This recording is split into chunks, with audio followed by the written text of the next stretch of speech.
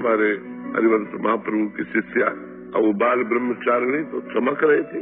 अब पुराने फटे पुराने कपड़े पहने यमुना स्नान करके जा रही थी। अकबर बादशाह का भांजा अजीज बेग उसका नाम था, उसने दूर से देखा इतनी सुंदरी स्त्री, तो उसका मन काम से युक्त हो गया। उसने सोचा कि ऐसे डायरेक्ट तो समाज विरोध कर देगी अगर हम कुछ छेड़ते हैं।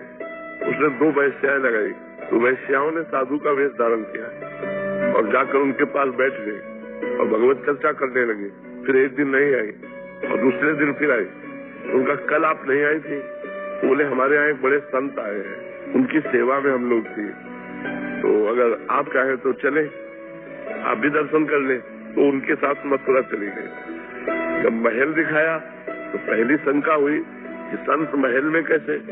फिर उनका संतों का क्या, महलों में कोई बुला के रख ले तो अंदर गए। जो अंदर गई बात से सिटकिनी मार दी, दरवाजा बंद कर दिया। तो उनको शंका हुई, सामने देखा अजीज ने, और वो कामाशक्त एकदम, जो आगे बढ़ा तुमका रुक जा, कदम आगे मत बढ़ाना, मुझे असमर्थ मत समझो। तो आंख मूंदी, श्री हरिवंश श्री हरिवंश श्री हरिवंश श्री हरिवंश, जी महाप्रभु का नाम लिया, श्री हरिवंश श्री हरिवंश।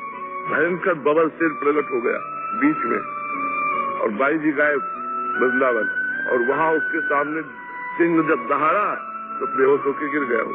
जो ही होश आता कोई वो सिंह की दहाड़ हुई, घबरा गया।